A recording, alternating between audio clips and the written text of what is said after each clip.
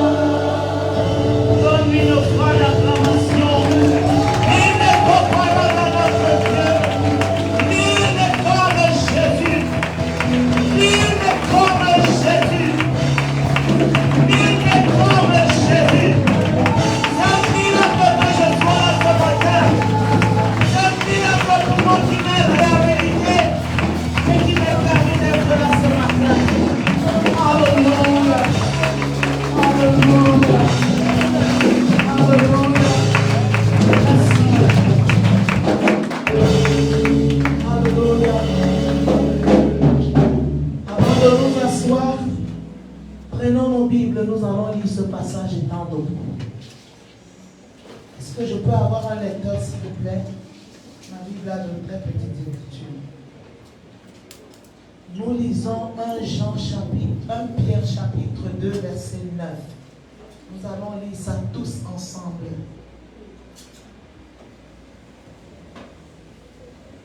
1 Pierre chapitre 2, au verset 9.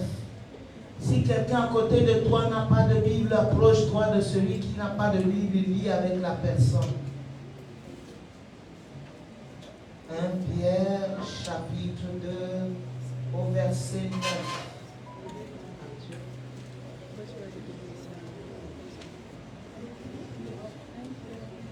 Est-ce que nous sommes là? 1 Pierre chapitre 2 au verset 9. J'aimerais que tout le monde y soit.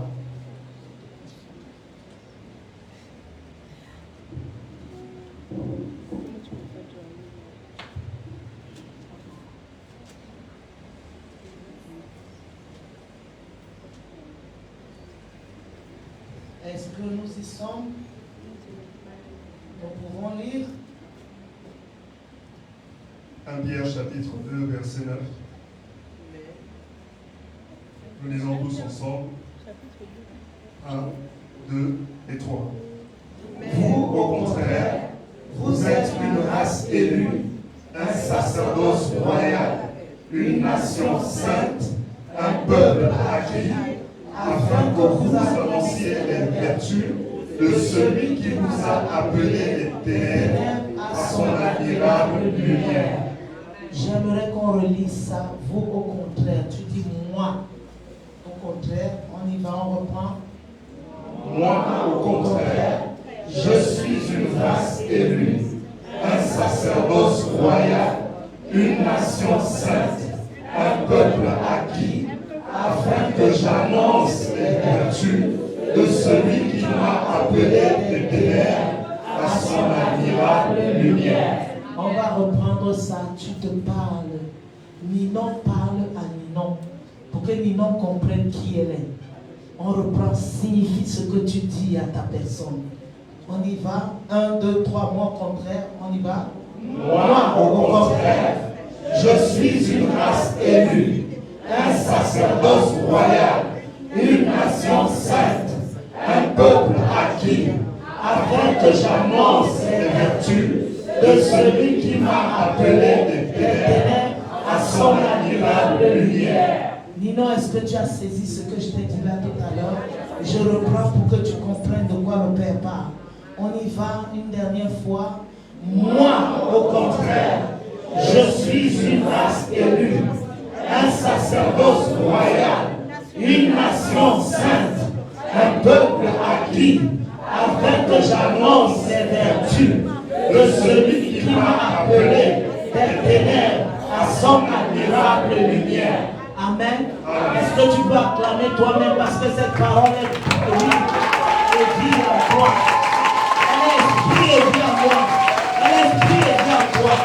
Alléluia. Alléluia. C'est nous dans sa présence. Moi, au contraire de quoi? Je voudrais que quelqu'un se mette dehors, le diacre à l'aise, avant que tu ne partes, s'il te plaît. Mets-toi dehors, tu nous lis ce qui est écrit là sur la pancarte. Avant de... Je ne vais même pas dire avant, tout ça fait partie de ce que le Saint-Esprit m'a mis à cœur de partager avec nous. Qui est-ce que nous sommes? C'est important. Comme ça, quand le Père parle, je sais de qui il parle, à qui il s'adresse, comment il me voit. Si c'est bon, tu viens nous dire. Ou bien on te donne le micro.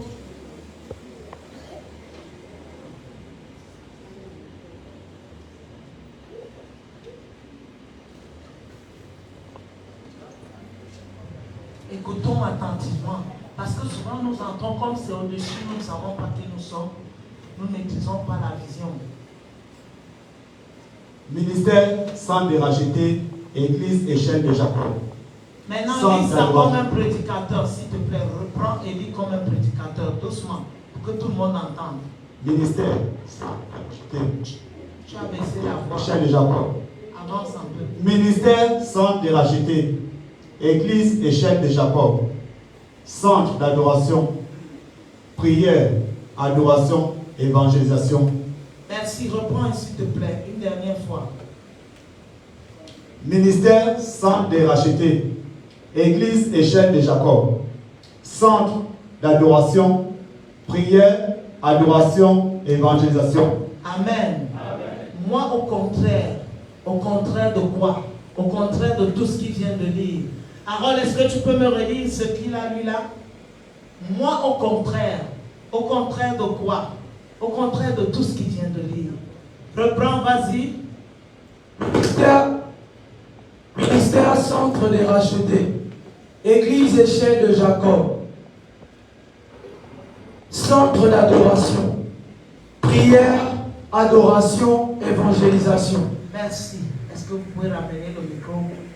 Moi, au contraire de ce qui est écrit, je suis un sacerdoce royal, une nation sainte, un peuple que Dieu s'est acquis. Il m'a sorti des ténèbres afin que j'annonce sa parole. Alléluia. C'est pourquoi il m'a amené dans un centre. Je n'étais pas là quand ce centre prenait vie. Je ne connais pas la genèse de ce centre en dehors de ce qu'on me raconte. Mais quand je suis né du sein de ma mère, il avait prévu que je passe par ce centre. Qui peut me dire c'est quoi un centre?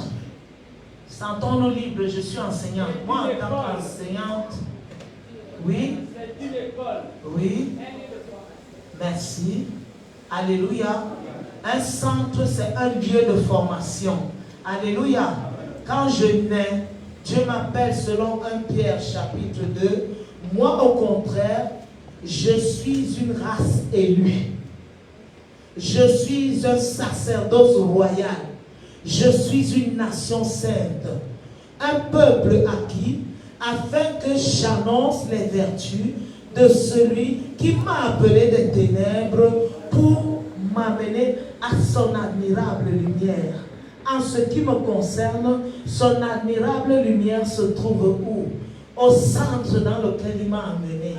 Alléluia. Je suis une race élue parce que j'ai déjà accepté Jésus. C'est ça qui fait de moi une race élue. C'est ça qui me donne le privilège de faire partie du sacerdoce royal. Je suis un sacerdoce royal. Je suis une nation sainte.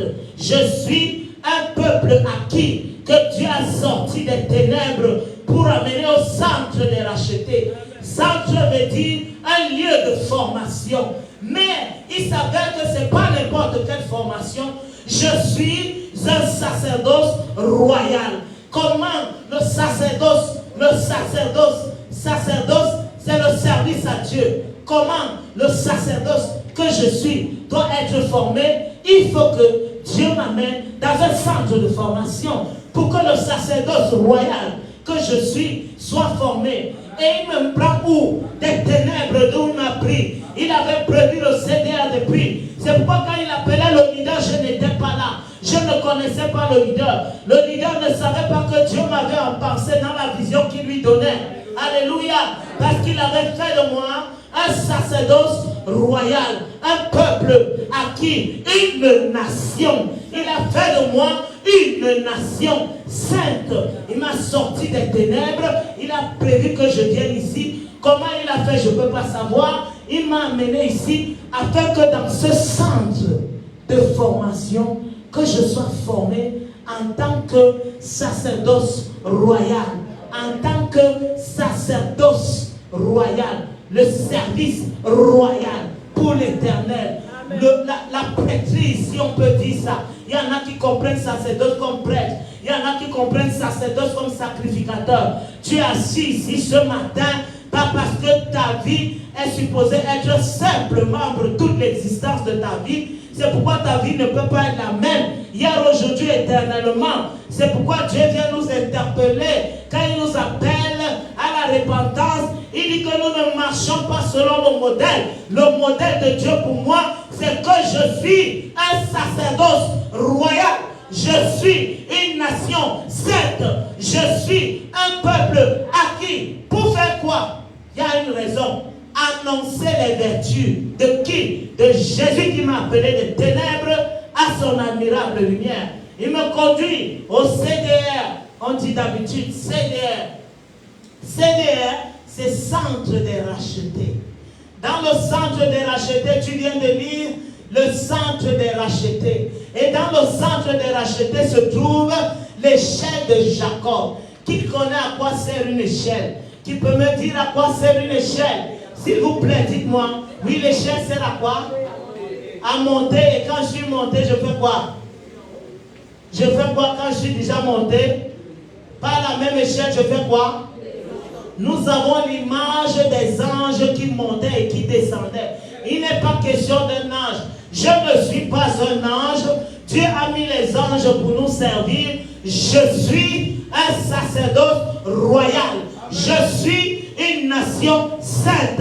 Je suis un peuple acquis. Et Dieu, pour que je comprenne ça, pour que j'atteigne la nation que je suis, pour que j'atteigne le peuple que je suis, Dieu m'amène au centre de formation, qui est le centre des rachetés, parce que j'étais perdu. On est racheté simplement parce qu'on était perdu. Peut-être que toi pas, mais moi j'étais perdu dans les ténèbres de ma famille, dans les ténèbres de mon village, dans les ténèbres de ma nation. J'étais perdu. Dieu a décidé de faire de moi un sacerdoce royal. Je ne peux pas comprendre la royauté si je ne passe pas par la formation.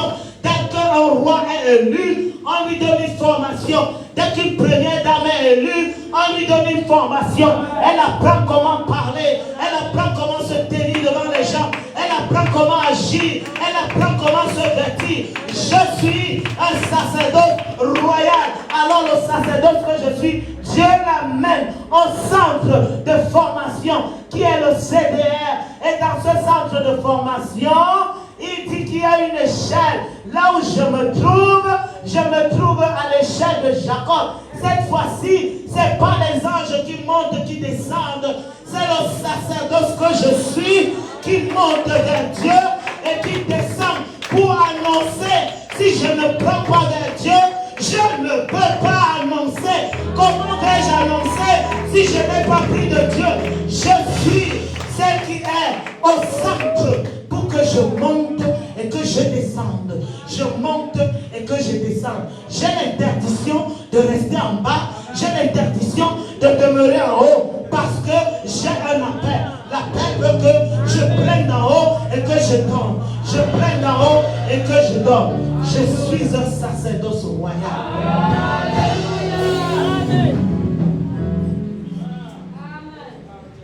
Alléluia.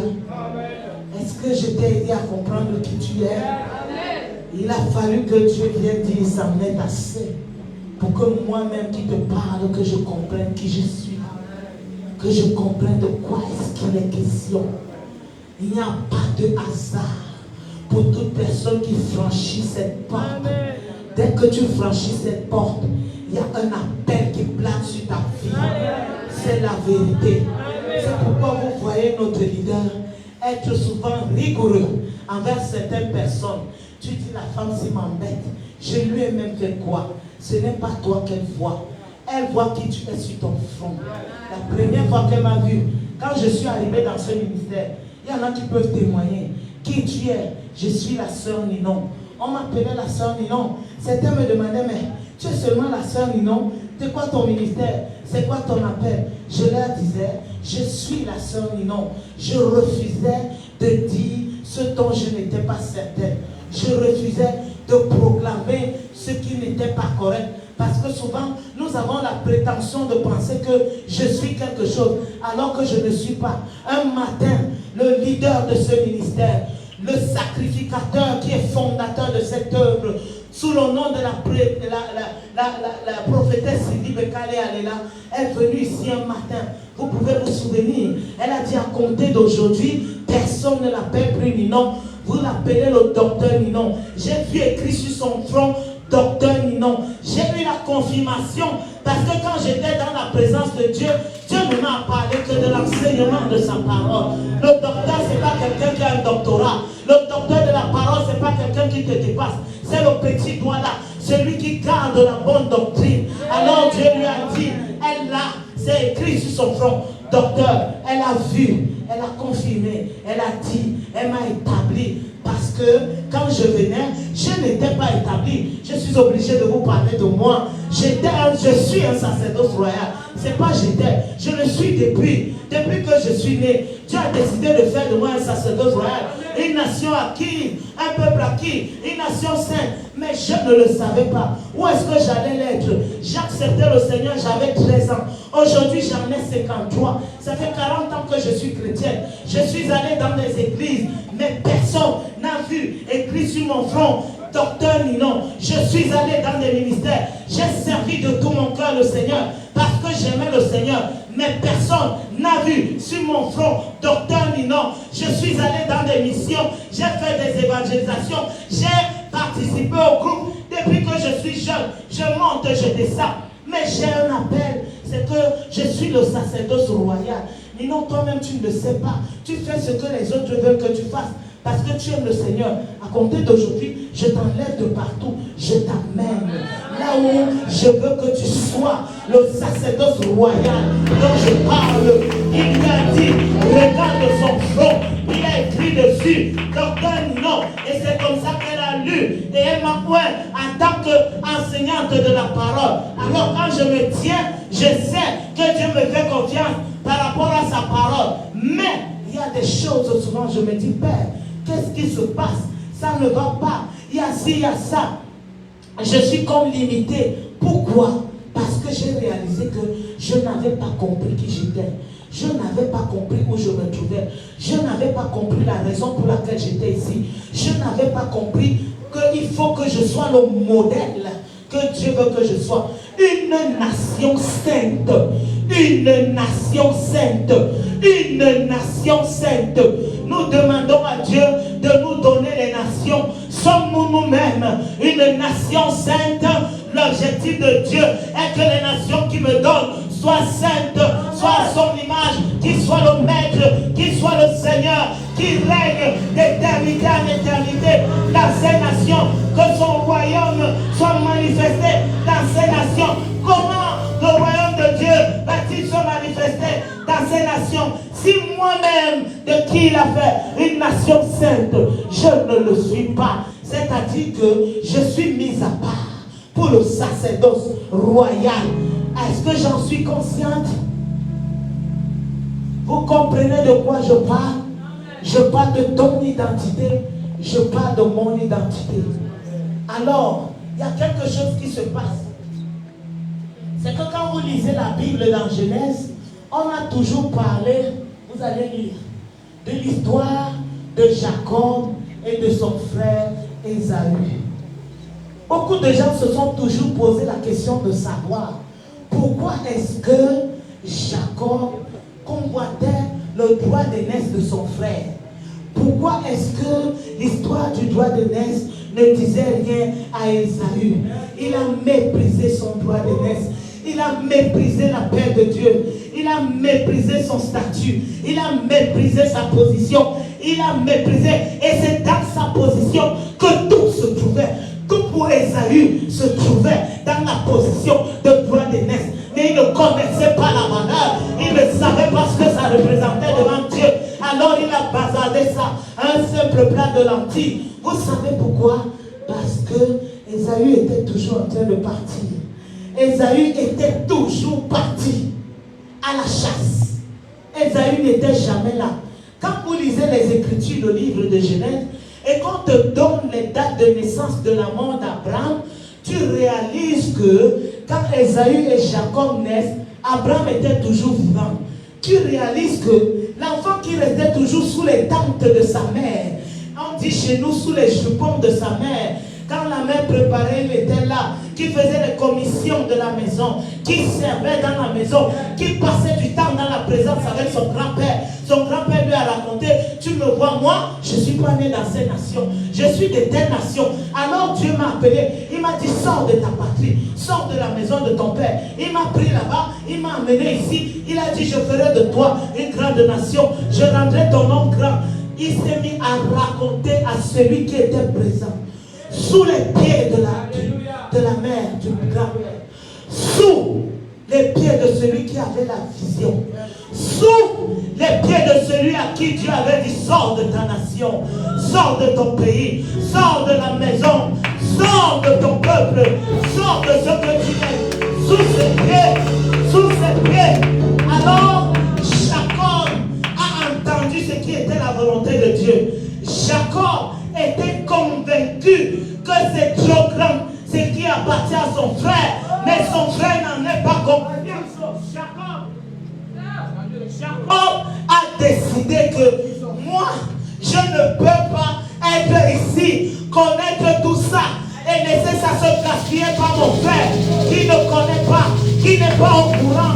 Moi, je veux ça, je veux ce que mon frère a. Alors, quand son frère revient de la chasse, de là où nous avons l'habitude de partir, tout est prioritaire, sauf ce que Dieu a dit au porteur de vision. Tout est prioritaire, sauf l'instruction que Dieu a donnée au porteur de vision, qui vient à ses pieds, qui vient savoir ce que Dieu a dit, qui vient pour connaître la vision, qui vient pour savoir la direction à suivre, qui vient à ses pieds. Elle détient le modèle que Dieu a donné. C'est à ses pieds, c'est dans la connaissance. La Bible dit que mon peuple périt faute de connaissance. As-tu la connaissance? L'information est moins que la connaissance. J'arrive, diaconesse Jolienne, je te dis, diaconesse, tu vas mourir. Tu commences à paniquer, ta vie s'arrête, ton existence s'arrête, parce que je viens de te donner une information qui dit que tu vas mourir. Une information qui n'est même pas traitée. Les journalistes au moins traitent, même si c'est faux.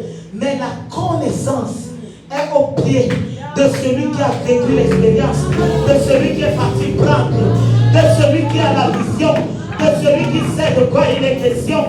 C'est pourquoi celui-là, vous avez entendu qu'un soir, Abraham a appelé Esaü pour lui dire qu'Esaü, viens ici, je vais te parler. Jamais. Parce qu'il a réalisé que ce n'était pas important pour Esaü. Ça ne disait rien à Esaü. Mais celui à qui Abraham s'est déversé au jour le jour, c'était Jacob. Jacob connaissait la vérité et la vérité l'a affranchi. Jacob avait la connaissance de ce que c'est que le droit d'aînesse, de comment Dieu considère le droit d'aînesse, du dépôt qu'il y a dans le droit d'aînesse. Jacob a dit, moi, je veux ça. Je ne peux pas laisser ça partir. Non, mon frère, ce qui l'intéresse, c'est le gibier. Combien de gibier après lequel tu cours là dehors? Combien de nourriture après laquelle tu cours là dehors? Le gibier, la nourriture, c'est ce qui rassasie ton âme. Les bonnes nouvelles, la jouissance, le vin, tout ce qui te plaît, tout ce qui est en dehors de ce que Dieu dit, du commencement. Il est important que je sois attaché au cordon ombilical. C'est là-bas le commencement. C'est le cordon ombilical qui me nourrit. C'est important. Je puise de là-bas et je vis et je vais de là-bas. C'est important pour moi. Alors, qu'est-ce que Jacob fait? Il dit, se gardez parti. Quand son frère arrive avec son gibier,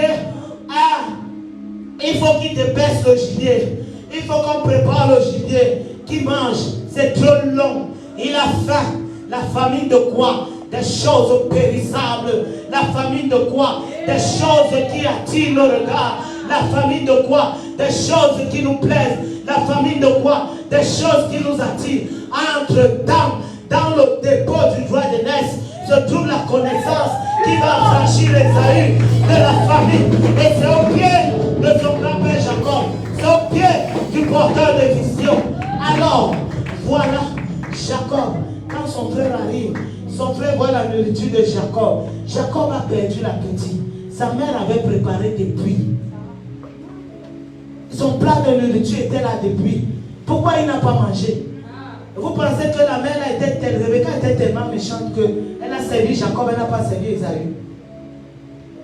Même si elle n'avait pas encore préparé pour la maison, le grand-père avec qui il était toujours, le porteur de vision, avec qui il partageait la nourriture spirituelle, ne pouvait même pas manger la nourriture physique sans donner à Jacob. Jacob avait un plat.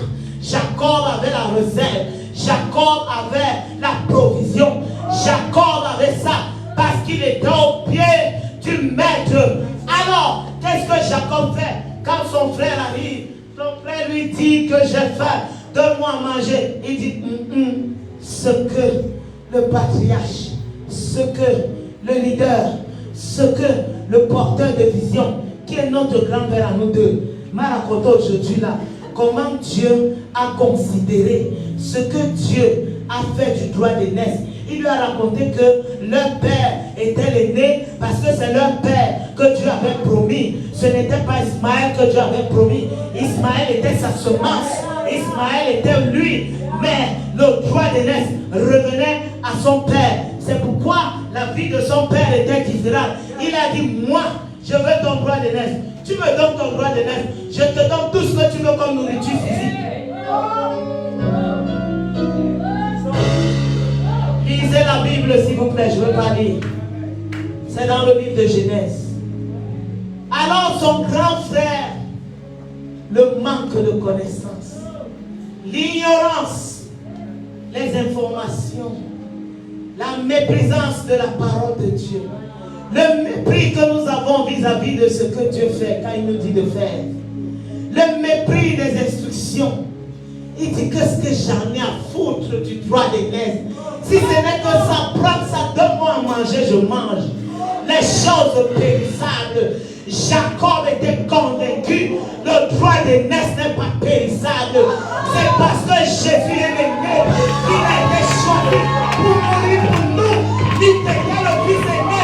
Je ne serai pas ici. Le droit d'aînesse n'est pas périssable. Le droit d'aînesse me donne la vie. Le droit d'aînesse me rachète. Le droit d'aînesse, le droit d'aînesse. Et Dieu arrive. Il dit que non, ton frère Jésus est mort sur la croix pour toi. Et toi, tu es un sacerdoce royal. Tu es une nation sainte. Tu es un peuple acquis.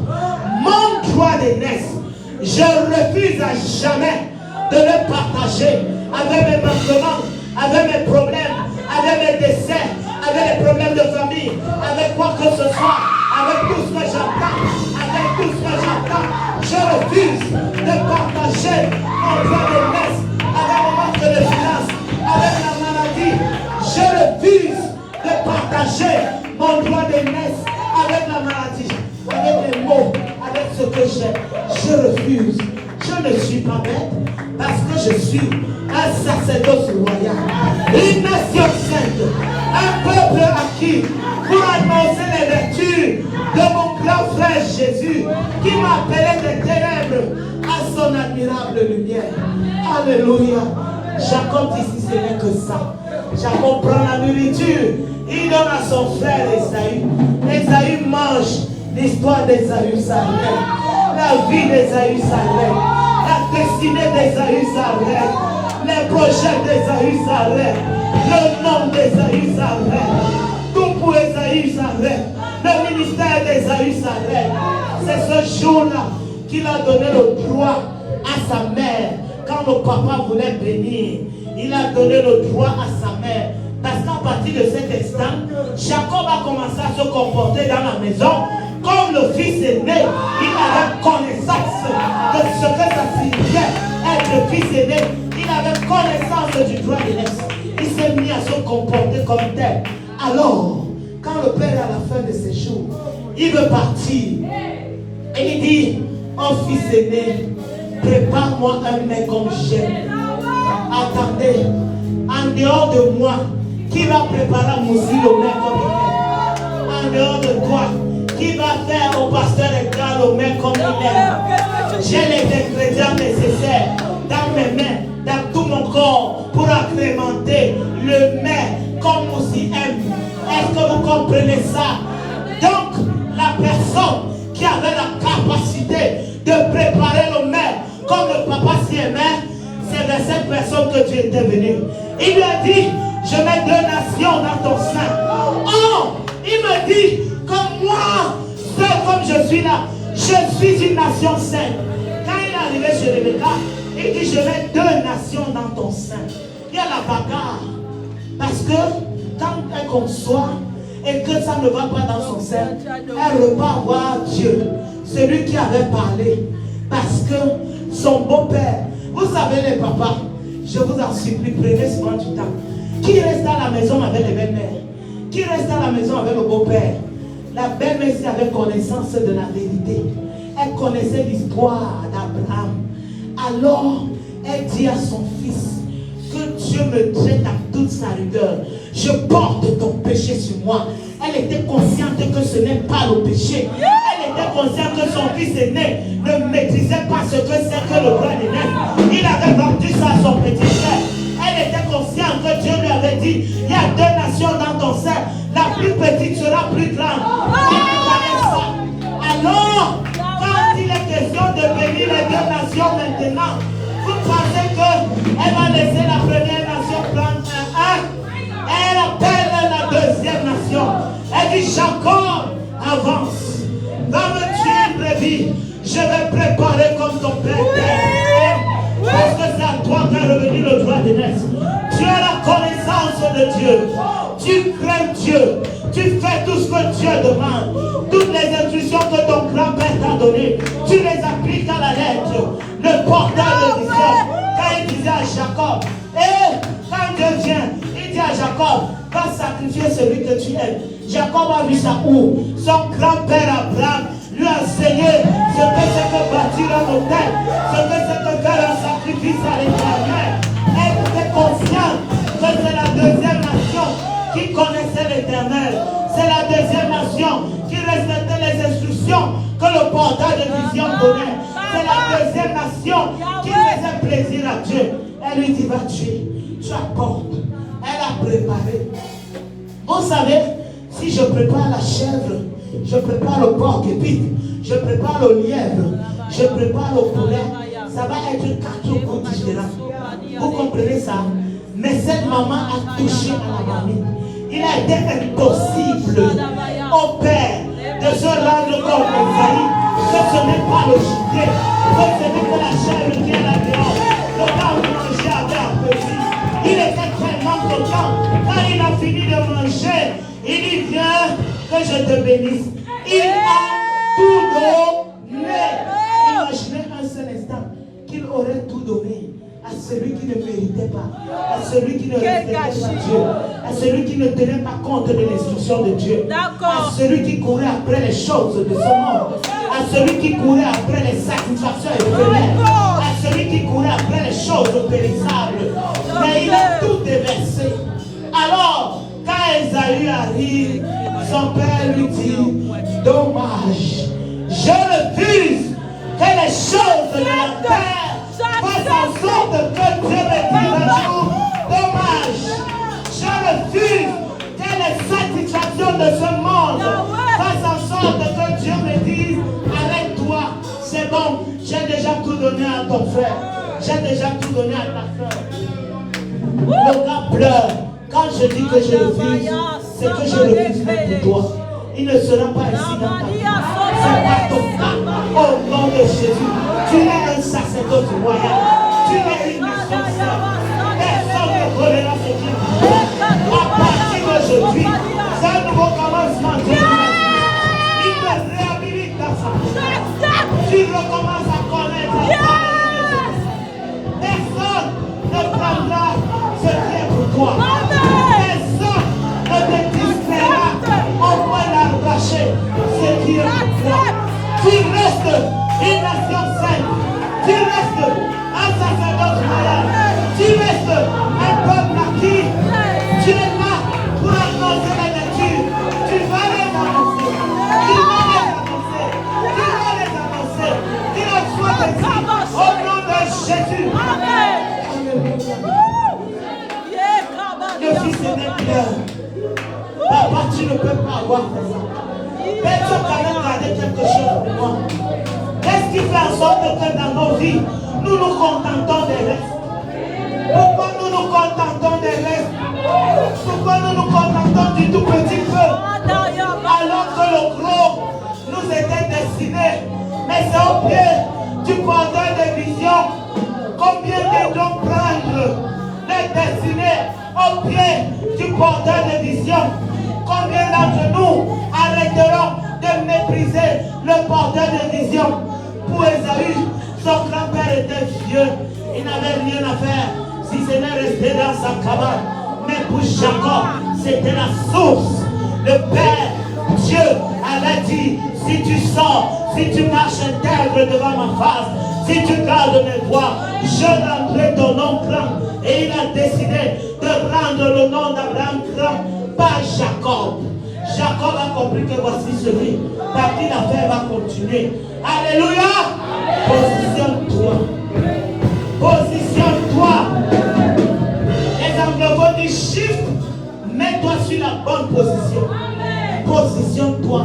Que ta destinée te localise. Que ta destinée se localise.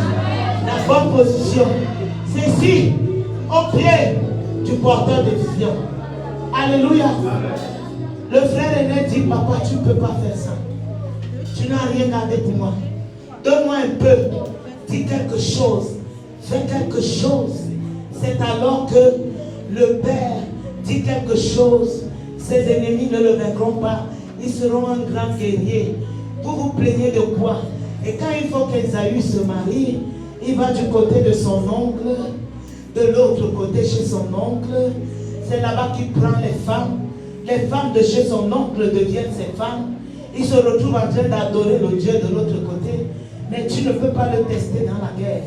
Nous parlons de guerre et de bruit de guerre. Ne testez pas les Arabes. J'ai pitié des Nations Unies qui essayent de vouloir réconcilier les réconciliables. Ce n'est pas réconciliable. Est-ce que vous comprenez? Parce que la guerre, la bataille, c'est pour Esaü. On va le tuer. Dès qu'on finit de le tuer, son rejeton à la mamelle. Regarde les dessins animés sur ses ennemis. Il est en train de prendre le sein de sa mère. On lui enseigne comment venger les ennemis de ceux qui ont tué ses pères. Quand il lève la tête, il a 10 ans. Il peut déjà lancer des roquettes et tout ce que vous savez sur l'ennemi. Parce que c'est à la mamelle qu'on lui a enseigné que l'art de la guerre, c'est ta portion. C'est pourquoi, quand Jacob lui doit se marier, sa mère dit à Dieu ne plaise, tu iras prendre là-bas, là où ton grand-père avait pris, là où ton père m'a pris, va là-bas, c'est là-bas que tu vas prendre, pour faire la nation de l'Éternel. Quand il fuit et qu'il est riche, Dieu le multiplie, Dieu l'enrichit. La Bible utilise le superlatif absolu. Il était fort riche. Après ça, il n'y a plus. Nous parlons de richesse. On a 2-3 voitures sur notre parking, on parle de richesse. Nous ne sommes pas riches. On a des moyens libres de déplacement. Nous sommes aisés peut-être. Il ne nous manque de rien. Mais quand on parle de la richesse de Jacob, quand son beau-père là-bas a vu, il dit jamais, tu ne peux pas partir avec tout ça. À compter d'aujourd'hui, les brebis qui sortent t'acheter, lisez, c'est dans le livre de Genèse, s'il vous plaît. Les brebis qui sortent t'acheter, c'est pour moi. Un mec qui dit ça, Jacob rigole. Il dit que tu ne sais pas que je suis un sacerdoce royal. Tu ne sais pas que je suis une nation sainte. Tu ne sais pas que je suis un peuple acquis. Tu ne sais pas ce qui est en moi. Dès que le beau-père dit ça, à compter de cet instant, les brebis commencent à se multiplier. Toutes sortes noires, toutes sortes noires.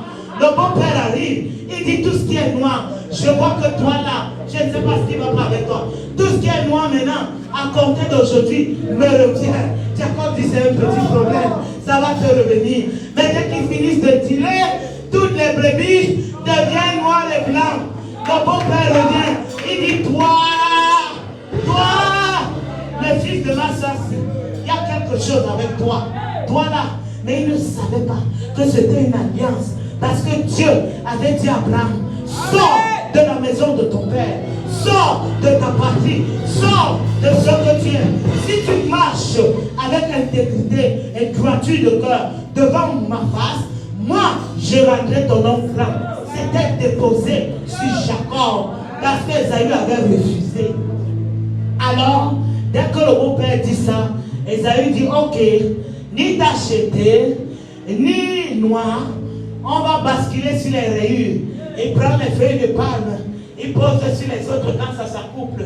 Maintenant, les brebis sortent rayées. Ce n'est ni noir, ce n'est ni t'acheter, mais c'est multiplié, enrayé. Donc c'est pour qui? C'est pour moi. Le beau-père dit c'est bon, prends tes affaires, tu pars. J'en ai assez, je n'en peux plus. C'est ton appel, c'est dans ta destinée, c'est dans toi, c'est ton alliance. Personne ne peut rien, personne ne peut rien. Je me souviens, quand Dieu m'avait appelé, il m'avait dit je veux que tu me sers.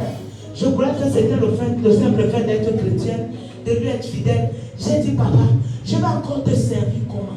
Moi je vois que je te sers déjà. Il dit je te demande de me servir. J'ai dit ok, tu vas me servir. J'ai eu un regard en arrière.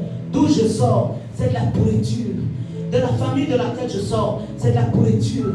Du village duquel je sors, c'est de la pourriture. Dieu m'a dit, je me suis réservé un chemin par lequel personne ne passera. Tout ce que je te demande, sers-moi. Dieu s'était réservé un chemin pour Jacob. C'est pourquoi Laban n'a pas pu. En tant que sacerdoce royal, le service au roi de gloire, tu vas passer par où pour m'avoir, pour avoir ma destinée, pour me freiner, pour m'arrêter. C'est pas possible. C'est comme ça. Paul a regardé ça, il s'est tenu. Il a dit ni la mort, ni la maladie, ni le manquement. Paul a dit ça parce qu'il s'est regardé. Il avait déjà fait toutes les prisons, partout. Il a dit rien, absolument rien ne peut me séparer de l'amour de Dieu. De l'amour de Dieu. C'est quoi ce qui peut te séparer? Ça n'existe pas. Parce que le Jésus que tu sers a le nom au-dessus de tout nom qui se peut nommer dans les cieux, sur la terre et sous la terre. C'est-à-dire que les noms qu'on a nommés avant, quand tes ancêtres existaient, Jésus est au-dessus. Les noms qu'on a nommés maintenant, pendant que tu existes, Jésus est au-dessus. Les noms qu'on nommera quand tu ne seras plus, Jésus est au-dessus. Qui te peut? Tu es un sacerdoce royal, une nation sainte, un peuple que le Père a acquis par la vertu du sang de son Fils. Alléluia. Jacob dit à Laban, ramasse tes choses, tu pars. Laban prend les choses, il part. Mais ce que Jacob avait fait, c'est que il a passé sa vie à multiplier les richesses. Il n'a pas passé sa vie à communiquer le Dieu de la maison de son père aux femmes qu'il avait épousées. L'erreur que nous faisons, je suis venu à l'église, où sont mes enfants? À quel moment je leur communique le Dieu que je prie? Quand connaîtront-ils le Dieu que je prie? Je viens à l'église tous les dimanches. Je passe mon temps à critiquer mes parents, mes connaissances. Mais quand est-ce que je partagerai avec eux le Dieu que je sers? La servante de Dieu, Vanessa, a partagé un témoignage ce matin.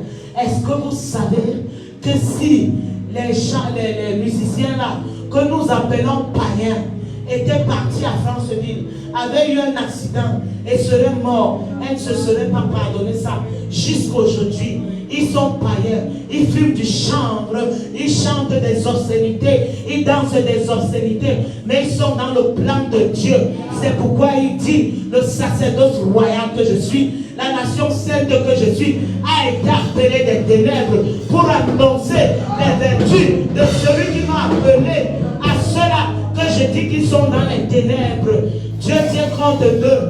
Il lui a dit qu'il y aura un accident. Si elle n'avait pas tenu compte de ça, si elle les avait laissés aller à Franceville dans la nuit, ils auraient eu un accident, ils seraient morts. Je ne suis pas sûr qu'elle serait ici devant vous. Elle serait en train de culpabiliser jusqu'aujourd'hui. Parce que ces personnes que nous appelons les païens là, lui ont demandé la prière. Une fois, deux fois, trois fois. Il a fallu qu'ils insistent pour que nous puissions leur donner ce que nous avons reçu gratuitement. À quel niveau ça nous dépasse? Je n'étais même pas là, je n'existais pas. Quand il a fait de moi un sacerdoce royal, il m'avait en pensée. Est-ce que vous comprenez ça? Qu'est-ce que ça me coûte de communiquer ça aux autres? C'est pourquoi elle est revenue en aide. Elle a dit, hé, à son mari, nous on a Jésus. Mais les autres là, ils font comment? Et quand ils ont prié, je crois fermement que leur prière a protégé ces gens-là. Parce que Dieu dit, je cherche un homme qui se tienne à la brèche. La brèche là, c'est pas pour toi. Parce que toi, tes problèmes sont déjà résolus. La brèche là, c'est pour quelqu'un d'autre qui est réellement dans le besoin. Mais que tu es en train de condamner. Alors, Jacob, pendant qu'il se faisait de l'argent des brebis, il devait partager le Dieu de son grand-père, partager le Dieu de son père avec ses femmes. Tu es toujours comme ça. Tu es toujours en train de mentir. Ta vie est toujours comme ça. Ta vie sera toujours comme ça. Tu parlais avec ta nièce, c'était qui? Tu parlais avec d'autres. T'es appelé au téléphone, c'est qui? Partage ton alliance avec ton partenaire. Partage ton alliance avec ton mari, avec ta femme. Il est chrétien, il n'est pas chrétien. C'est ça qui te regarde toi. Mais ça ne regarde pas Dieu. Parce qu'il fait partie du plan de salut de Dieu. Arrête de te focaliser sur les choses qui ont fait en sorte qu'Ésaü perde son droit d'aînesse. Focalise-toi sur les grandes choses. Est-ce que tu connais Dieu? Est-ce que tu connais l'éternel Dieu? Prions pour que le Seigneur te mette la crainte dans ton cœur. L'alliance qui vous lie te donne le droit de création dans sa vie. Parce que tu proclames toutes choses anciennes deviennent nouvelles.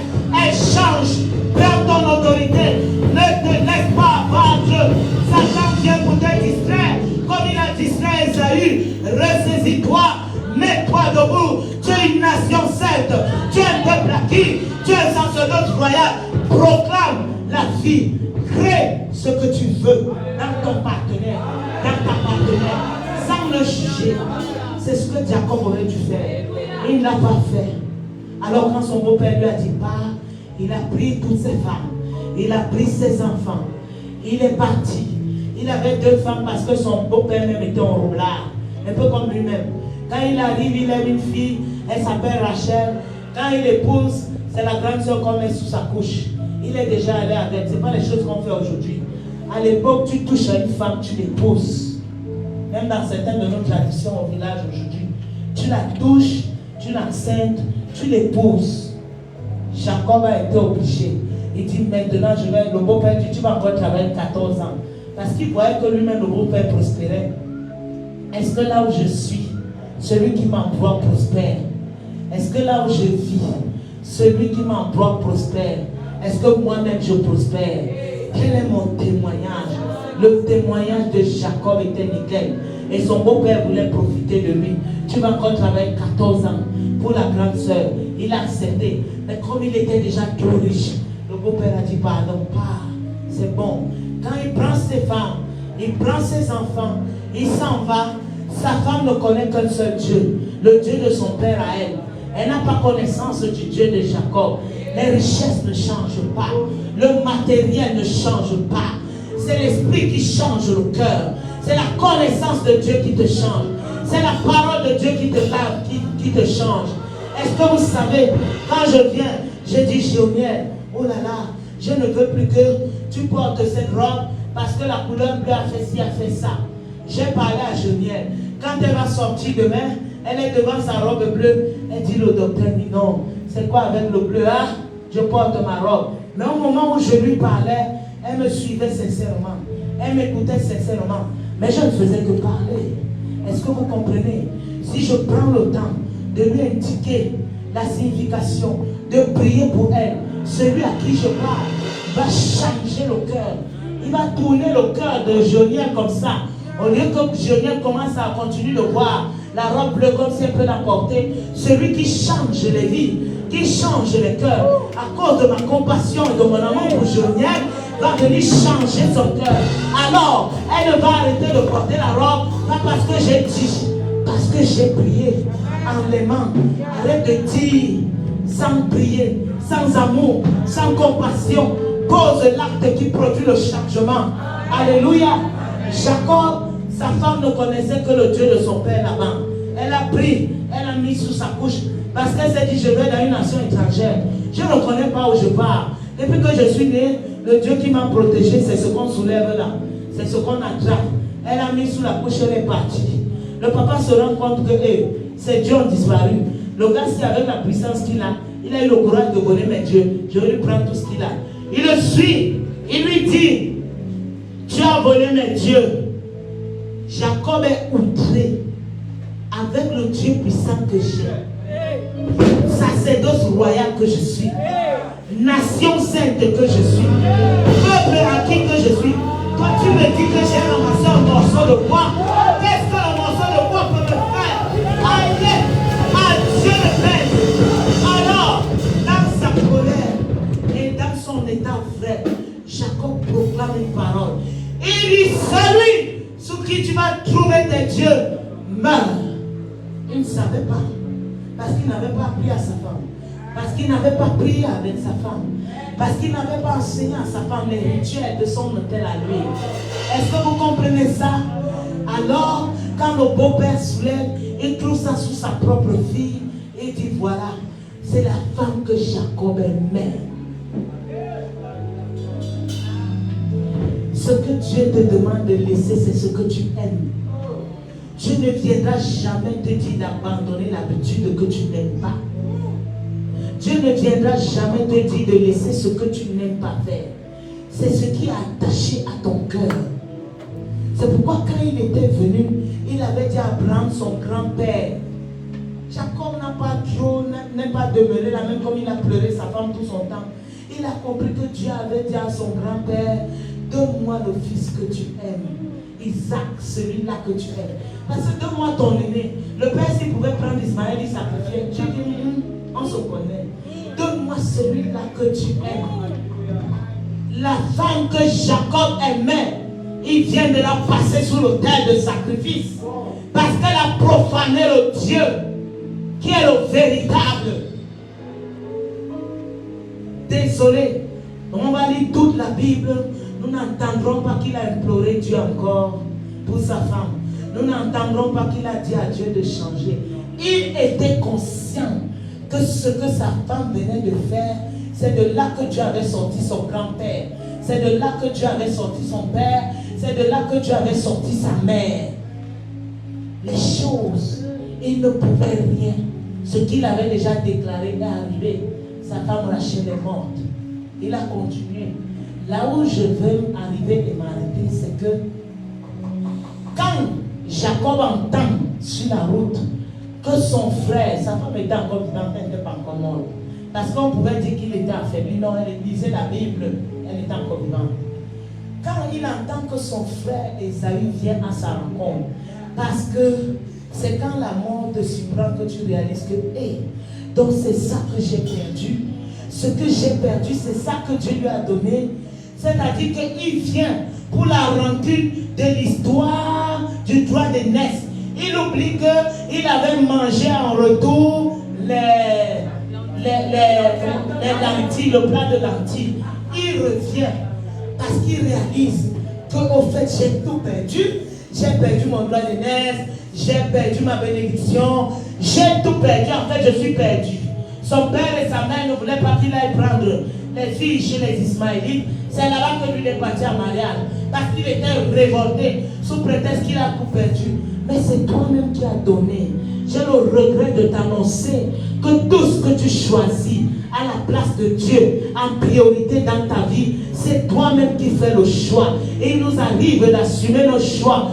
Dieu nous donne deux hypothèses. Soit on fait comme David, comme on a fait toute la semaine dernière, on se couche plat devant sa présence, on lui demande de nous pardonner, soit nous vivons nos choix. Et il vivait ses choix. C'est lui-même qui avait réduit Dieu à un plat de lentilles. Mais quand son frère, malgré toutes ses richesses, entend qu'il arrive, il dit là, c'est sérieux. Il dit là, j'ai fait ici, c'est bon. Je m'amuse. La flèche, l'arc, l'épée vont me toucher. Ça va me transpercer. C'est la seule chose que le Père avait dit sur lui, la vengeance. La seule chose qu'il avait reçue. Son petit frère a tout pris. Mais il était conscient qu'on ne s'amuse pas avec ce que Dieu dit à quelqu'un. Traite la personne de qui tu veux, mais ne joue pas avec ce que Dieu dit à quelqu'un. Nous sommes privilégiés dans ce ministère d'avoir quelqu'un, le leader, le fondateur de ce ministère. Dieu lui dit des choses. Ne jouons pas avec ça. Ne jouons pas. Alléluia. Alors, Jacob dit, ici là, je ne vais pas m'en sortir. Il prend les femmes, il met derrière. Il prend les enfants, il met derrière. La Bible dit qu'il divise ses richesses en 3 parties égales. Il envoie la première partie à son frère avec la quantité de serviteurs qu'il a pour demander pardon. Quand son frère regarde les richesses, il n'est pas impressionné.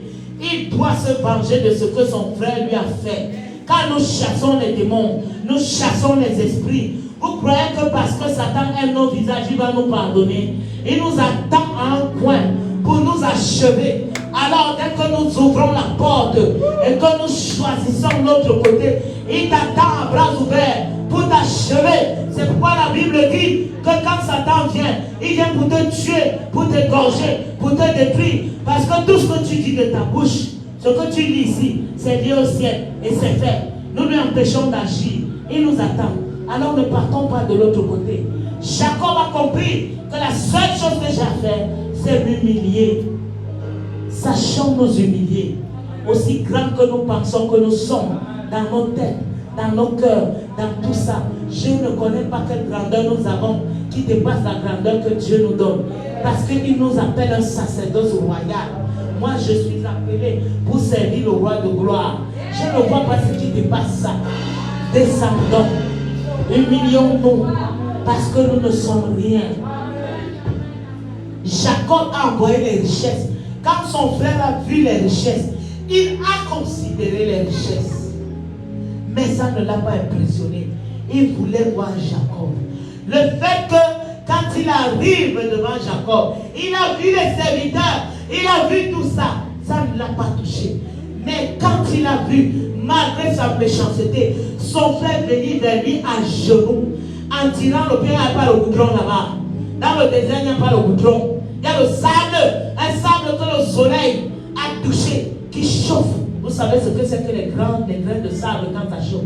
Quand il a vu son frère venir vers lui, à genoux, il a considéré le pardon de son frère. Son frère lui a demandé pardon. Il a considéré le pardon de son frère. Alors, je vais te poser une question ce matin. Si Ésaü, qui a tout perdu, malgré la connaissance qu'il avait, la colère qu'il avait, malgré la colère qu'il avait, a pu pardonner à ton frère, à son frère, qu'est-ce qu'il te faut toi pour que tu pardonnes à ton frère, pour que tu pardonnes à ta soeur? Dis-moi le nom en français, je veux entendre. Si malgré sa colère, avec ses épées aiguisées, il a pardonné à son frère Jacob, malgré tout ce que Jacob lui a fait, qu'est-ce qu'il te faut qui dépasse le sang de Jésus pour que tu ne puisses pas pardonner à ton frère? Dieu nous a dit vendredi, pardonnez-vous et aimez-vous. Pardonnez-vous et aimez-vous. Pardonnez-vous et aimez-vous. Il a dit 3 fois. Je ne peux pas couler fluide comme un sacerdoce royal si je retiens ma soeur dans mon cœur, si je ne lui pardonne pas, si je ne l'aime pas. Ça fait partie de mes rituels. C'est comme ça que moi j'arrose mon autel en me donnant un sacrifice, en aimant comme Jésus m'a aimé. Si je ne peux pas le faire, alors que Ésaü a pu pardonner à Jacob, après tout ce qu'on a dit là que Jacob lui a fait, qu'est-ce qu'il te faut? Nous n'avons pas le droit de venir demander pardon à Dieu si nous-mêmes nous gardons rancune aux gens. Il m'a dit ça. Je ne vous dis pas les choses des autres. J'avais des gens que j'avais dans mon cœur depuis que j'ai perdu mon fils. Je n'étais même pas encore mise à genoux. Il me dit que j'étais même encore à la maison quand ça a commencé. Comment est-ce que tu vas venir me demander pardon alors que les autres sont là, tu ne les relâches pas? Et entre-temps, pour moi, tout allait bien. Vous savez, nous avons la prétention de dire que non, ça va, j'ai pardonné, c'est bon. Vraiment, j'ai rien contre personne. Ça va, tout allait bien. Mais il est venu me dire ça. Et j'ai eu une vision ouverte à la maison. Je vois une des personnes qui m'a vraiment blessé. Je la vois venir devant moi avec toute la rage que j'avais. J'ai dit, je te chasse de ma présence au nom de Jésus. Dégage de devant moi. Elle ne faisait que venir, la personne. Tout doucement, je ne dormais pas. Ouvert. Elle ne faisait que venir. Après, je lui demande, qu'est-ce que tu veux? Je veux que tu me pardonnes. Je suis restée comme ça. Elle ne faisait que dire, je suis venue pour te demander pardon. Après, j'ai dit au-dedans de moi, ok, je te pardonne. Le reste, le Seigneur s'en occupe. Je viens là, c'était quand mercredi ou mardi, c'est pas mardi. Je suis très contente, j'arrive là. Je viens me repentir devant Dieu. Dieu nous a dit des choses qu'il n'a pas appréciées. Il veut nos cœurs, il veut nos vies, il veut notre temps. Je ne lui donne pas ça.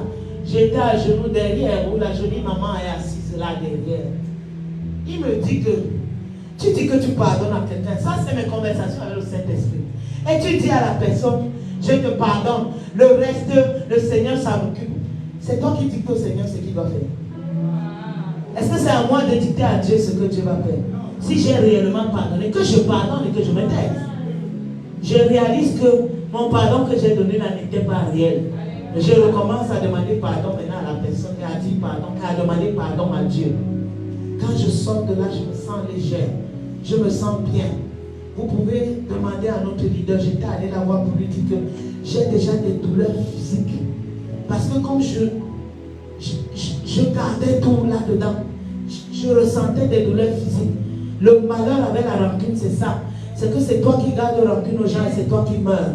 C'est toi qui attrapes les maladies psychosomatiques. C'est toi qui as les mots qu'on ne connaît pas. Je suis allé à l'hôpital lundi matin, pendant le travail, je vous le dis. On m'a fait tous les examens, tout était négatif, J'ai dit, bon, je sens le vertige là, peut-être que je suis anémiée, je ne comprends pas, je n'allais pas bien. Je suis à presque 12 d'hémoglobine. J'ai réalisé que je vais bien. Tout va bien. Mais c'est mon intérieur qui était malade. Et là, je me sens bien. Parce que je sais que Dieu m'a pardonné. Ce que je vous dis là n'est pas facile. C'est facile de dire ça au micro. Mais le vécu de ça est difficile et compliqué. Mais il fallait que je le fasse. Il fallait que je sois vrai. Il fallait que je sois sincère. C'est pour nous interpeller à nous pardonner mutuellement. Pardonne à ton frère. Pardonne à ta soeur. Quelle quel que soit ce que tu penses qu'il t'a fait. La Bible nous dit qu'il vient chercher une église sans tache ni ride, ni rien de semblable. Quand tu ne peux pas dire bonjour à Arthur, tu ne peux pas dire bonjour à Arthur. Arthur, tu m'as tué qui? Même si tu m'avais tué quelqu'un, je ne peux pas te dire bonjour. Parce que tu m'as tellement fait mal. Qu'est-ce que je crois que je fais? Je parle de quel Dieu? Je me moque de qui? Et il nous l'a dit, hein, dans ce qu'il nous reprochait. Il a dit, vous vous trompez vous-même. Effectivement, vous êtes d'accord avec moi qu'on se trompait. Dimanche dernier, jusqu'à dimanche dernier, tout allait bien. On arrivait ici, on asseyait, on louait, on faisait d'habitude. L'habitude de l'accoutumance, la tradition. Alléluia. Mais Dieu veut qu'on se pardonne mutuellement. C'est là-dessus que je vais m'arrêter. Et pour ça, je vais lire quelque chose dans Samuel. S'il te plaît. 1 Samuel, chapitre 4. Va t'asseoir au pied du maître. Prends la connaissance de qui tu es. Achève ta formation. Prends les informations. Dieu t'a amené ici pour te bâtir. Comme celui-là, comme ce sacrifice. Comment on dit, ce sacrifice vivant. Comme ce sacerdoce royal. Comme celui-là qui doit apporter, donner aux autres. Il te bâtit en tant que sacrificateur. Même toi qui es arrivé aujourd'hui, peut-être que ce que je dis là, tu n'entends pas ça. Dieu te connaît, il t'appelle par ton nom. Avant que tu sois conçu dans le sein de ta mère, il t'avait déjà mis à part comme sacrificateur. Et c'est pourquoi il t'amène dans ce centre pour te former en tant que sacrificateur. Est-ce que nous sommes dans 1 Samuel au chapitre 4?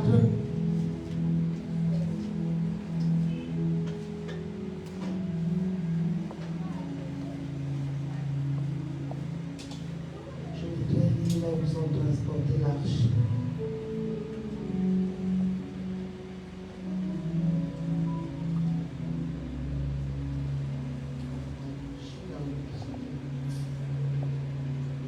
Est-ce que nous y sommes?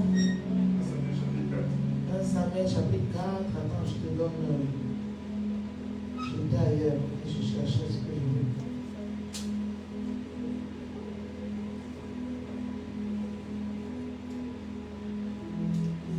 Je vais essayer de paraphraser, puis nous allons lire juste la partie qui nous intéresse.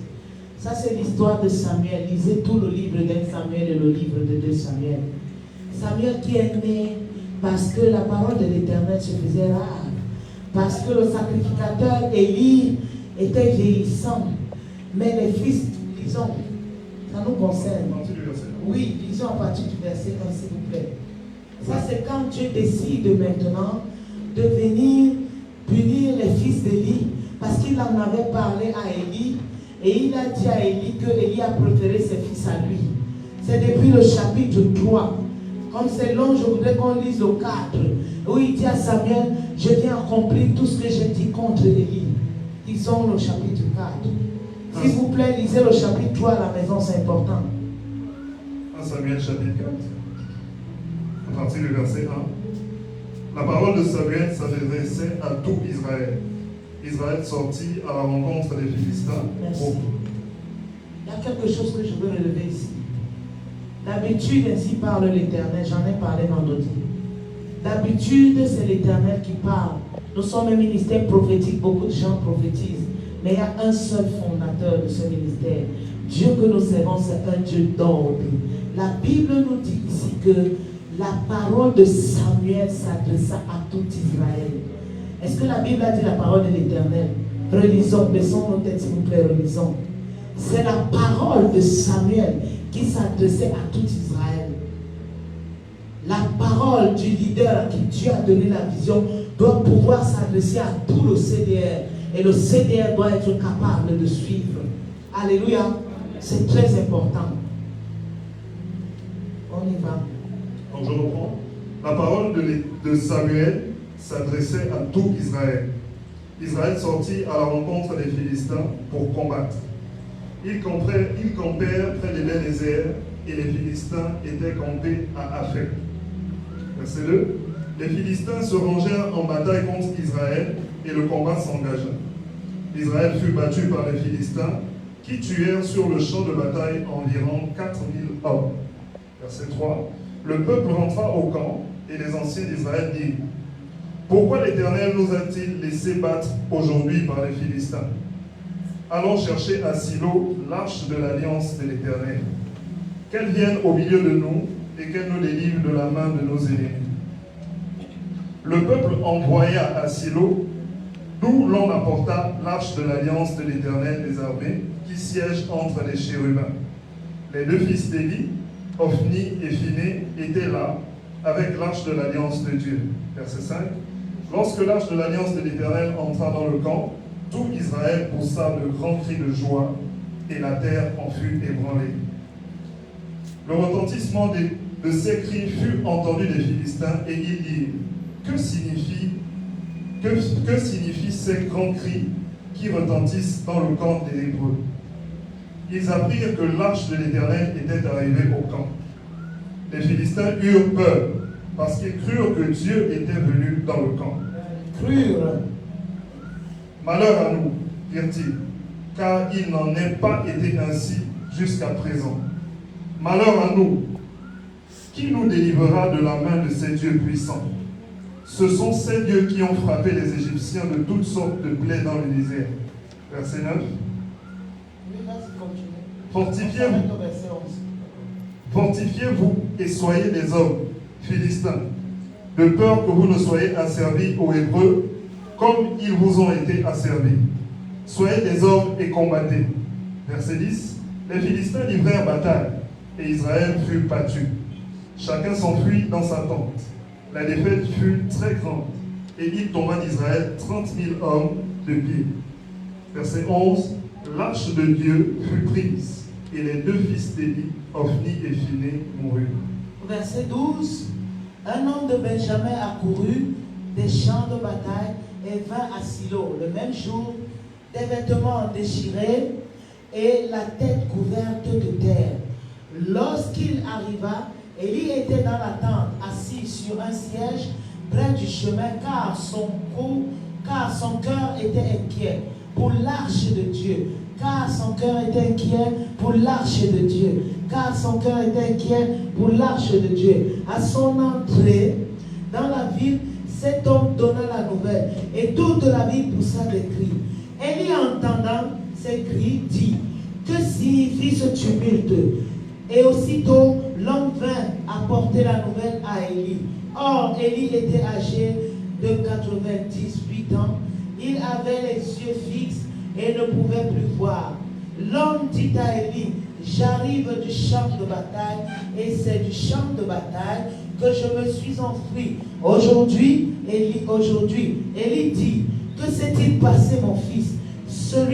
Celui qui apportait la nouvelle dit en réponse: Israël a fui devant les Philistins, et le peuple a éprouvé une grande défaite, et même tes deux fils, Ophni et Phiné, sont morts, et l'arche de Dieu a été prise.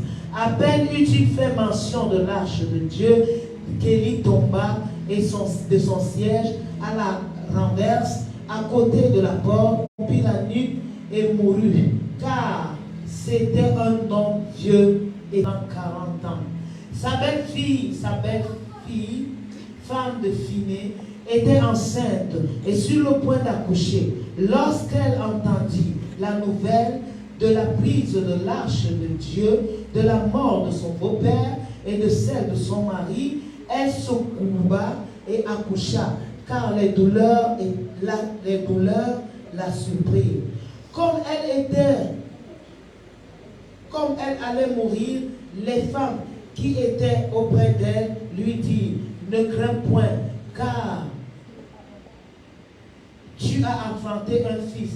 Mais elle ne répondit pas, ni fit par attention. Elle appela l'enfant Ichabod. En disant: la gloire est bannie en Israël. C'est à cause de la prise de l'arche de Dieu et à cause de son beau-père, de son mari. Elle dit: la gloire est bannie d'Israël, car l'arche de Dieu est prise. Alléluia. J'ai lu jusque-là parce que je veux qu'on comprenne l'histoire. Je vais vous dire de lire. Certains ne vont pas lire. S'il vous plaît, Je nous ai dit ici qu'il faut qu'on se pardonne. Dieu nous l'a dit qu'on se pardonne et qu'on s'aime. Je voudrais revenir sur une chose. Arrêtons la prétention. Arrêtons la prétention. Arrêtons de croire que pour moi tout va bien. Dieu n'est pas un menteur, ni le fils d'un homme pour mentir. Quand il vient, il nous dit que ça ne va pas. J'ai le devoir de me tenir, de comprendre, de savoir que Dieu signifie ce qu'il est en train de dire. C'est que ça ne va vraiment pas. Et de me repentir. Alléluia. Quittons les habitudes. Vous voyez, nous sommes un ministère d'adoration. Ça fait partie de notre formation. Ça fait partie de notre hôtel d'adoration à Dieu. Mais avant que Dieu ne nous dise que ça ne va pas, nous continuons de faire à l'accoutumance, à l'habitude. Nous avions l'impression que ça va. Mais je suis navré, ça n'allait pas. C'est la même chose qui s'est passée avec le peuple d'Israël. Quand Dieu vient, il dit à Élie, Élie, que se passe-t-il que tes fils commettent des crimes contre moi? Le crime, c'était que à chaque fois que quelqu'un venait faire un sacrifice, les sacrificateurs, qui étaient les fils d'Élie, venaient puiser n'importe comment, cru comme cuit. Ils prenaient, ils mangeaient, sans tenir compte de ce que Dieu avait dit. Ils couchaient les femmes devant la tente d'assignation. Ils vivaient comme ils voulaient. Mais Élie les laissait faire. Ce qui est extraordinaire dans cette histoire qui m'a interpellé, que je veux partager avec toi, c'est qu'ils décident d'aller en guerre contre les Philistins. Les Philistins contre qui ils allaient toujours en guerre, et Dieu leur livrait toujours les Philistins. Mais cette fois-ci, ils vont en guerre, 4000 hommes meurent. Personne ne s'arrête pour dire qu'est-ce qui se passe. En réalité, Seigneur, reviens-moi. Il y a quelque chose qui ne va pas. Ça ne va pas. Ça ne va pas. Personne ne parle même pour voir Élie. Parce qu'Élie lui-même, il avait dit à Dieu que ta volonté se fasse. Il ne s'est pas repenti. Tu es juste. Quand Dieu te dit que tu commets un crime, arrête-toi. C'est la sagesse. Et demande pardon. Lui, il a seulement dit que Dieu fasse. Il est Dieu. Et Dieu a fait. Mais le peuple, personne ne s'arrête pour dire 4000 hommes meurent. Même aujourd'hui, vous et moi, nous savons que quand nous regardons la télé France 24, dès qu'un juif meurt, il y a 100 Palestiniens qui doivent mourir. Comment ça se fait que ce jour-là, il y en a 4000 qui sont morts? Personne ne s'est arrêté pour repartir vers le Dieu qui est son Dieu, pour dire que ça ne va pas. Non, nous faisons comme d'habitude. Nous faisons l'accoutumance comme d'habitude. Nous venons, nous chantons les cantiques de 1916 que nous connaissons comme d'habitude. Nous nous prosternons comme d'habitude parce que nous pensons que Dieu c'est un Dieu d'habitude. Nous prenons sa présence, l'arche de l'alliance. Nous lisons, le pasteur Georgette nous a partagé ça vendredi dans Deutéronome 10. Dieu a écrit de ses mains. Il a demandé que Moïse fasse une arche et qu'il mette les cris de Dieu, la loi de Dieu dedans. Ça représentait la présence de Dieu. Ça représentait Dieu lui-même. C'était l'alliance de leur Dieu. Je suis en train de nous dire que nous ne pourrons pas avoir la prétention d'évoluer sans l'alliance du Dieu que nous servons. Sans l'alliance, c'est cette alliance qui parle. C'est cette alliance que nous avons invoquée. Et c'est pourquoi il nous a dit ce qu'il nous reprochait. Quand nous revenons, n'ayons pas la prétention de penser que nous connaissons. Les pieds du porteur de vision sont là. Allons acquérir la connaissance. Elle va nous dire, moi je suis partie, elle m'a dit, ça m'a beaucoup aidé. Et j'essaie de traduire ce que j'ai compris. Alléluia. Alors, le peuple ici dit que, ok, comme on nous a battus, nous avons notre nganga. Au Cameroun, on dit le ngrimba. Ici, je ne sais pas comment on appelle ça. C'est-à-dire que les Corses, comment vous appelez ça? Cette chose-là que le marabout m'a donné, à chaque fois que je secoue ça, ça marche. Comment on appelle ça?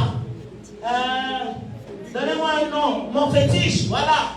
Nous avons notre fétiche. Notre fétiche, c'est l'arche de l'Éternel. On va aller prendre notre fétiche des Philistins. Vous allez voir comment on va vous tuer. Parce que Dieu est pour nous un fétiche. C'est tout ce qu'il représente pour nous. Dieu est intéressant quand il nous fait des choses. Dieu est intéressant quand il nous donne. Dieu est intéressant quand il nous fait du bien. Mais quand il dit, marche devant ma face avec intégrité de cœur, il n'est plus Dieu. Il est Dieu seulement quand il me fait du bien. Comme il a l'habitude de vaincre mes ennemis, il a dit qu'il combat mes combats et il me donne la victoire. C'est une habitude pour moi. Alors, nous allons aller prendre notre fétiche. Ils sont allés. C'est Samuel, dont la mère venait de faire le sacrifice à l'Éternel. Et il n'était pas encore grand, mais Dieu lui parlait déjà. C'est lui qui dormait là où il avait l'arche de l'Éternel. Et Dieu lui parlait. Alors ce qui se passe, c'est qu'ils sont tous partis de Silo. Ils sont venus prendre l'arche de l'Éternel qui ne représentait pour eux qu'un fétiche. Arrête de prendre Dieu comme un fétiche. Nous parlons du Tout-Puissant. Nous parlons de l'Éternel des armées. Nous parlons du Créateur du ciel et de la terre. Et ce qui est extraordinaire, Maman Josie, c'est que les deux personnes qui soulèvent la présence de Dieu, c'est encore Ovni et son frère. Ceux-là qui couchent les femmes devant la table d'assignation. Ceux-là qui mangent les sacrifices, comme Dieu n'a pas dit. C'est encore eux, ceux à qui Dieu fait des reproches. Le Père ne dit rien. Ceux-là à qui Dieu parle, et même ils n'écoutent pas. Le Père dit, ils n'écoutent pas. C'est eux qui ont le courage de soulever l'arche. Ayons les yeux ouverts. À cet instant-là, la défaite était assurée. Maintenant, je vais te poser une question. De qui es-tu fils? Ils étaient les fils du sacrificateur. Ils avaient l'impression que tout leur était permis. Parce que nous tous, nous lisons la Bible. Et dans la Bible, nous avons lu que tout m'est permis, mais tout ne m'est pas utile. Paul, quand même, a la décence de savoir que cela ne m'est pas utile. Les habitudes que tu as, ta façon de te comporter, le mépris que tu as vis-à-vis des gens, je ne sais pas pour qui tu te prends. Qui est-ce que tu penses que tu es fils? De qui es-tu fils? De cette femme, je ne pense pas. Pour le peu que moi j'ai lu, je prie Dieu tous les jours. Je vais vous dire, vous savez pourquoi j'ai déjà dit ça? C'est qu'un coin. J'ai refusé, je sors des assemblées où il y avait des pasteurs, il y en a qu'on connaît partout. J'étais allé chez elle, j'ai dit, maman, l'huile qui coule de ta barbe, c'est ça qui doit descendre. Parce que je voulais être intègre, fidèle à Dieu, même dans le dernier jour de ma vie. Je la voyais servir fidèlement Dieu. Elle a la voiture et part. Elle n'en a pas et part. Je la voyais toujours dans les programmes. Je la voyais toujours faire. J'ai dit, Père, je veux finir ma vie en te servant dans ta présence. Alors c'est cette huile-là que je veux. Est-ce que vous comprenez un peu? Maintenant, de qui suis-je fille? Si elle me dit des choses selon ce que Dieu lui dit, je ne fais pas. Je fais comme je pense. Parce que le fétiche est là. Notre fétiche, c'est le CDR. Certains d'entre nous viennent dormir ici. On dit on se prosterne là par terre. On dort, on croit que c'est de ça. Alors que nous savons ce que Dieu nous reproche. On fait fi de ce que Dieu nous reproche. Mais on pense que le fait de poser des actes qui vont attirer le regard des gens, ça a attiré le regard des Philistins. En d'autres termes, est-ce que vous réalisez que les Philistins craignaient Dieu plus que les Israélites? Les Philistins ont dit, oh, c'est fini, nous sommes morts. Ils sont allés chercher leur Dieu. Parce que les Philistins savaient que le Dieu d'Israël ne blague pas. Dieu va finir avec nous. Mais entre-temps, le linge sale était sale. Dieu interpellait Israël. Dieu interpellait les fils du sacrificateur. Mais eux, ils continuent à vivre leur vie comme cela leur semblait bon. Parce que je me suis réveillé ce matin, je respire, alors demain je peux avoir engagé un mouvement où je vais m'entailler dans l'alcool. Parce que je crois que mon fétiche est là. Quand je vais venir au CDR, je prie en langue, ça va marcher. Ce que nous avons l'habitude de faire sont devenus nos fétiches. Comme j'aime Dieu là, il nous connaît. Il nous avait déjà interpellés. Nous, on est venus, on s'est baissé devant lui. Il nous a pardonné. Mais eux, ils n'ont pas fait ça. Ils ont pris l'alliance, l'arche de l'alliance, qui représentait la présence de l'Éternel. Ils ont amené en guerre. Ils n'avaient même qu'à laisser. Parce que la première fois, on avait tué seulement 4 000. Mais là, on en a tué 30 000. Ce qui m'a tétanisé, où j'ai eu froid au dos, c'est l'histoire de la femme de Phiné. Le sacrificateur, encore, dès qu'il a entendu que l'arche est partie, c'était fini. Mais Dieu voulait que la rigueur que tu manifestais vis-à-vis de l'arche, manifeste ça vis-à-vis de tes enfants. Tu ne peux pas prétendre vouloir me conserver, c'est ça, c'est ceci. Manifeste ça. La femme de Phiné voyait son mari profaner les sacrifices de Dieu. Épouse, nous sommes sommes un sacerdoce royal, nous sommes appelés à servir Dieu. Je ne sais pas où Dieu va t'amener. Ton mari que tu as là aujourd'hui, tu méprises, je ne sais pas quel appel Dieu a mis sur votre vie. Quand tu le vois faire quelque chose de mal, tu es la seule personne habilitée à lui dire la vérité en face. Je dis souvent ça au mien. Je lui dis que papa, on va faire comment? Je suis la seule personne qui peut te dire ça. Et je ne le sauve pas, je me sauve. Quand elle entend que son mari est mort, les contractions commencent. Quand elle entend que l'arche de Dieu a été prise, elle tombe à la renverse. Attends, quand ton mari soulevait l'arche là pour amener ça à la guerre, pourquoi tu ne lui as pas dit, chérie, finis, attends un peu, attends. Est-ce que tu penses que c'est normal que tu soulèves l'arche là? Non, de toi à moi, nous deux. Je ne suis pas en train de te juger. Mais je voudrais seulement te dire, s'il te plaît, fais attention. Avec ce que Dieu nous reproche là, est-ce que tu crois que c'est le moment pour toi de soulever l'arche? Moi, je crois que tu faut que tu laisses quelqu'un d'autre soulever ça. La vérité, c'est ça qui a franchi. Femme de Dieu et servante de Dieu. Vice versa. Alléluia. Mais elle a laissé son mari soulever l'arche. Orphée aussi, confiné et Orphée. Quand il meurt, elle accouche. Quand l'arche est prise, elle dit Ichabod. Waouh! C'est-à-dire que la gloire a été bannie. Au moment où son mari profane les sacrifices de l'Éternel, elle ne dit pas Ichabod. Au moment où ton frère et ta soeur en Christ s'égarent, tu ne dis pas Ichabod. Au moment où tu le vois s'enivrer de vin, tu ne dis pas Ichabod.